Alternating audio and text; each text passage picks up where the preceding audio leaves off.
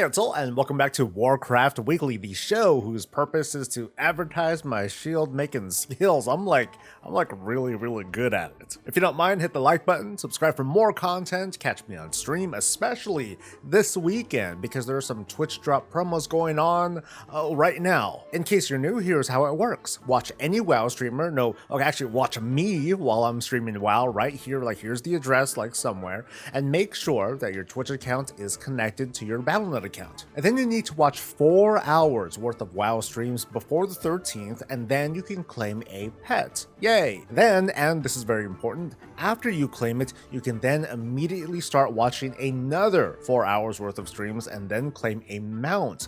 It's kind of like grinding for your browser, but it's totally worth it. So to make it clear one more time, watch for 4 hours, claim, and then watch 4 more. Now you gotta claim the pet before you can start building up time for the pet.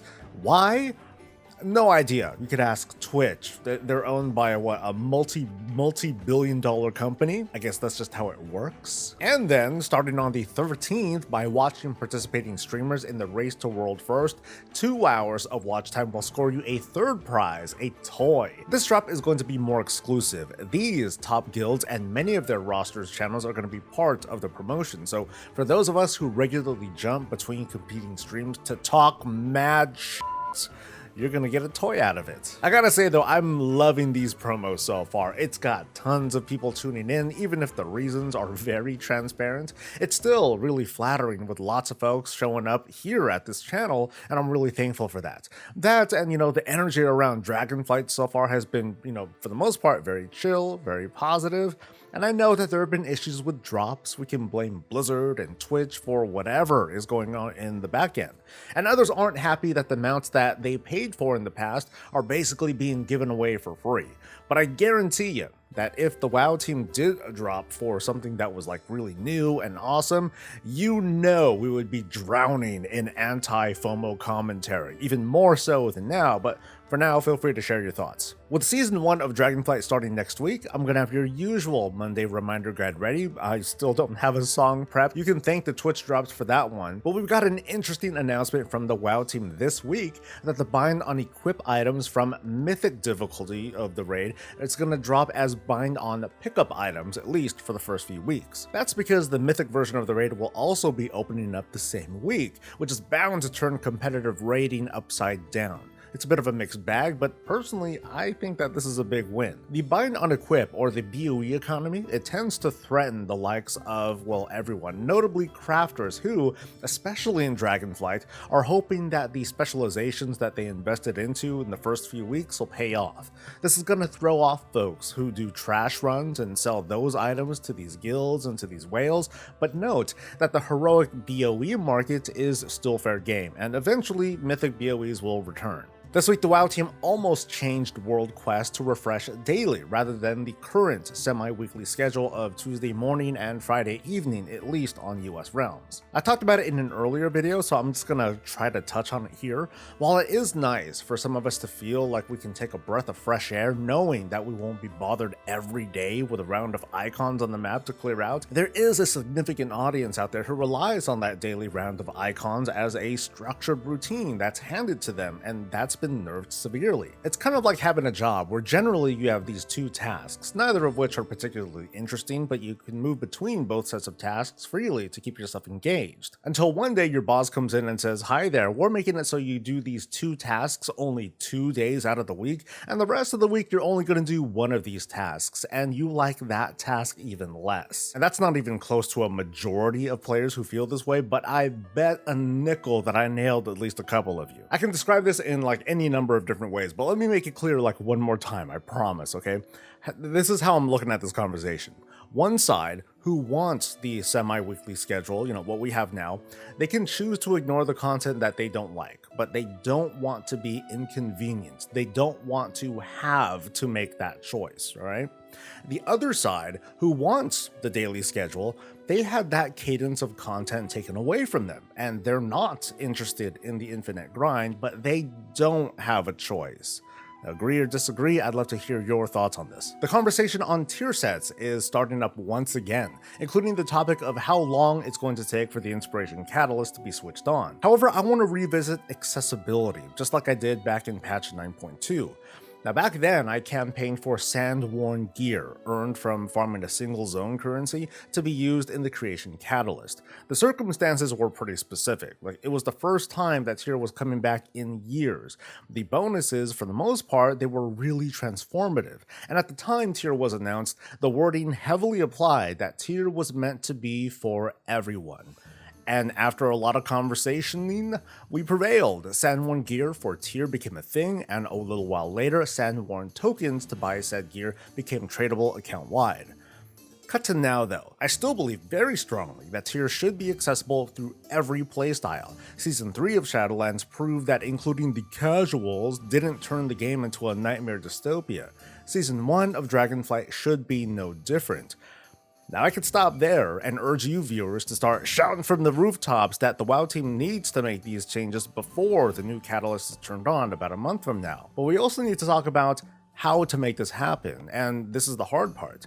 A recent interview already shot down the idea of using crafted gear in the Inspiration Catalyst. We might not like the reasoning, but it did make sense, because it already takes a considerable effort and materials, some of it time-gated, in order to make an epic piece of crafted gear. But then we're going to, destroy it for the sake of tier set bonuses, which have predetermined stats. Hey look, I made this for you, out of love. Oh sweet, I'm gonna turn this into tier now. You know what? F you, I'm unsubbing. The same logic applies to the Primal Storm gear, which will start being farmable in Season 1, more on that next week. Now this is more my opinion than anything, but the Primal Storm gear is for people who definitely do not raid, or do not PvP, do not do Mythic Plus stuff at all, no group content. It's definitely not for the players who have been coming in day one of this expansion to binge away. Now while it doesn't take long to farm up the easy rare set, it does take a number of resets to upgrade it to its epic version. Again, I'm going to talk more on this in the Monday video, but I just don't think that it would be a good idea to have these be eligible for tier. Because first, it would get the attention of big 3 players, and this sort of gameplay loop flies against the current philosophy of Dragonflight, which is that, well, we shouldn't have to do side content that we don't care about to get the thing we actually need so we can start playing the game. And again, we would be purchasing this stuff that has its own set bonus, only to destroy it so we can have a different set bonus. But I do have an idea. It's a bad idea, but it's more like a jumping off point. How about we let the armor crafting classes, blacksmiths, tailors, and leatherworkers, just straight up craft a low level, item level 359 version of this set. It's the same item level as the basic Primal Storm gear that's coming next week. The recipes to make this gear, it's going to drop from Raid Finder, meaning that players aren't going to have quick access to these recipes. Now since it's lower level gear, it should be pretty cheap to make. And if they do want stronger versions of this gear, they can just farm at the currencies from Primal Storm events, just like with the Primal Storm's gear.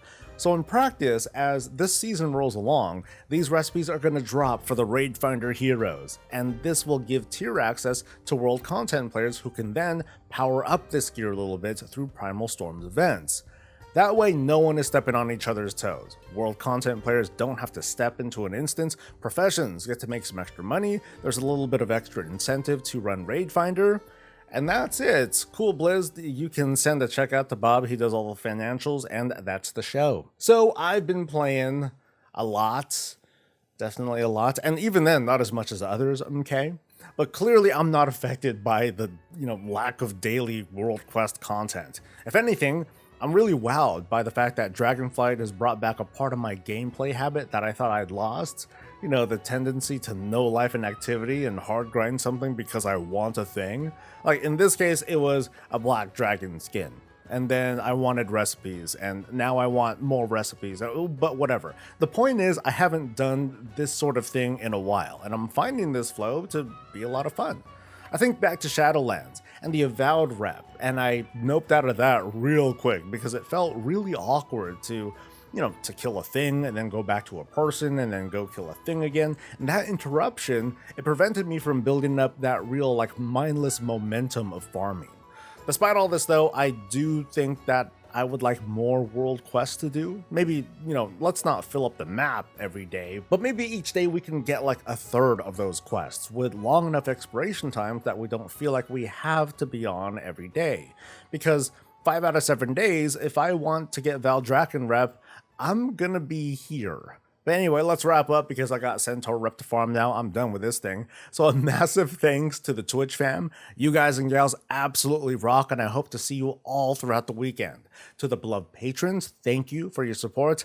And hey, to you viewer, thanks for making it to the end. We've got an exciting week ahead of us with Season 1 and the race to World First. I hope to see you there too. Let's make it fun and show folks what our community is all about. So don't forget to like the video, subscribe for more content, catch me live on Twitch, and I'll see you next time. Until then, stay safe, stay healthy, and stay breezy.